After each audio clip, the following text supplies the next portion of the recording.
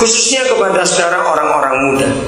Hidup yang paling celaka bukan orang yang gak sekolah, bukan orang gak punya uang, tapi hidup yang paling celaka buat kita orang-orang muda adalah kalau kita tidak tahu tujuan hidup ini apa. Ya, renungkan ini baik-baik. Hidup yang paling celaka itu bukan orang miskin, bukan orang tidak sekolah, bukan. Tapi hidup yang paling celaka adalah kalau kita tidak pernah tahu tujuan hidup ini untuk apa. Kita harus mengakui, saudara, binatang, bahkan setiap jenis binatang, dari yang paling sederhana. Kalau kita belajar biologi dulu, kita kenal nama protozoa. Binatang cuma bersel satu, nggak punya jenis kelamin. Dari binatang yang paling sederhana yang Bapa kita ciptakan, sama binatang yang paling hebat dalam bentuk fisiknya, masing-masing mereka itu sangat tahu tujuan hidup mereka diciptakan Tuhan itu untuk apa. Padahal mereka nggak sekolah. Ngerti nggak tadi? Saya ambil berapa contoh saja. Keledai contohnya. Kalau kita melihat mereka diberi beban yang begitu banyak, secara manusiawi kita merasa kasihan pada keledai itu. Kita seringkali berkata, yang punya itu nggak tahu diri. Masa binatang sekecil itu dimuati beban sebanyak itu? Tapi saya mau beritahu kepada saudara, keledai itu justru tahu betul tujuan hidupnya. Mereka kalau tidak diberi beban, justru jalannya itu nggak bisa tegap dan nggak bisa pasti, malah sempoyongan kalau ringan. Aneh tidak? Renungkan ini. Mereka tahu. Kita melihat seekor ulat, kita merasa geli. Tapi luar biasa ulat-ulat itu. Mereka tahu tujuan hidupnya. Mereka memang sekedar sementara waktu kelihatan merusak daun-daun itu, tapi semerusak-merusaknya ulat, mereka tahu yang dirusak cuma daun. Kalau manusia enggak, duit pun dimakan. Bayangkan, padahal kita makan nasi. Ngerti ilustrasi ini? Nah, itu contohnya. Mereka itu tahu tujuannya. Kalau kita lihat kuda lari dan bawa beban, saya percaya sebagai manusia kita merasa, aduh kasihan. Justru tidak. Kuda itu kalau jalan malah capek, kalau lari nggak capek. Aminkan itu. Jadi masing-masing mereka tahu diciptakan untuk apa. Nah, celakalah kita. Maaf, jangan tersinggung saya ngomong ini. Kalau kita diciptakan Tuhan, nggak tahu tujuannya apa. Maaf, jangan tersinggung. Berapa umur kita masing-masing? Renungkan. Kalau coba tanya sedikit saja, sampai umur yang sekian ini, berapa hal yang kita sudah hasilkan dalam hidup? Jangan tersinggung lagi. Orang melihara ayam dengan diberi makan, orang pelihara sapi dengan diberi makan, orang pelihara babi dengan diberi makan. Itu pun punya maksud. Betul tidak? Masa Tuhan pelihara kita sekedar dikasih makan, maka itu yang masih nganggur sampai hari ini, kok jahat di hadapan Tuhan.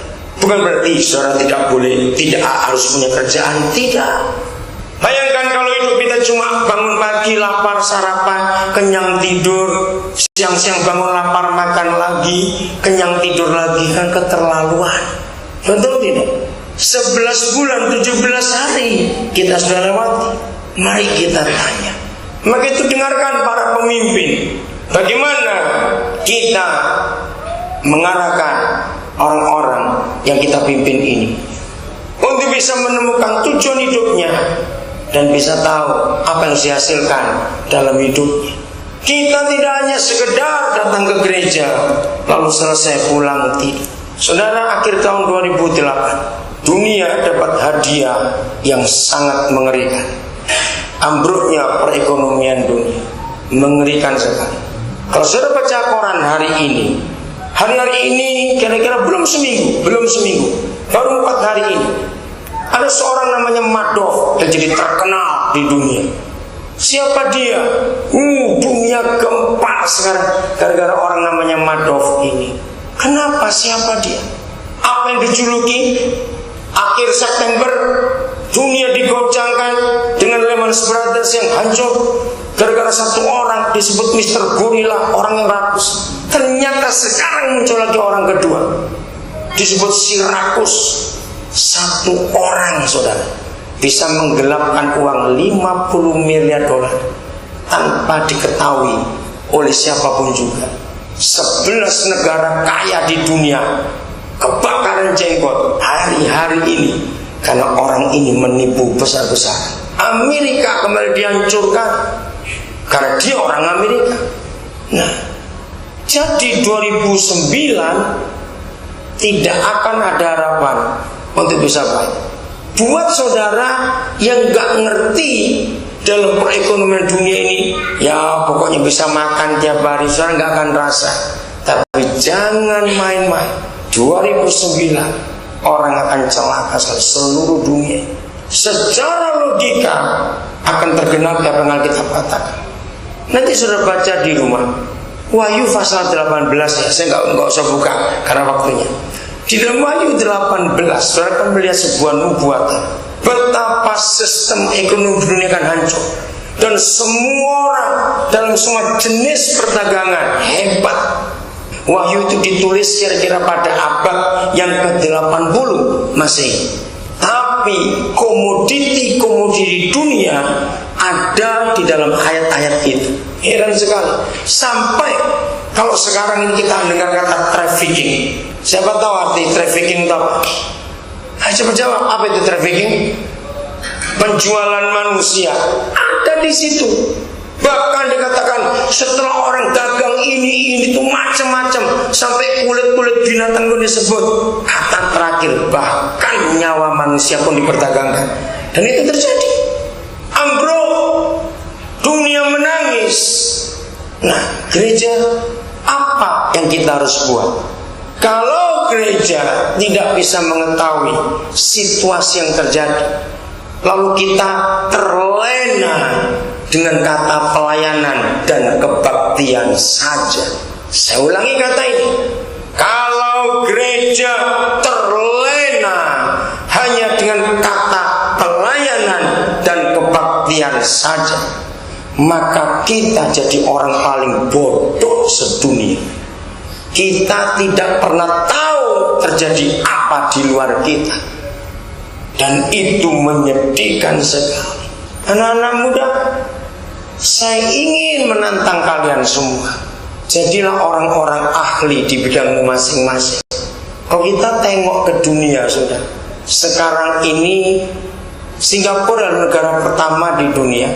Sejak awal tahun 2008, Singapura adalah negara pertama di dunia yang menerima anggota parlemen di bawah umur 30 tahun.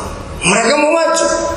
Sekarang lihat, dunia luar biasa, orang-orang muda bisa begitu hebat.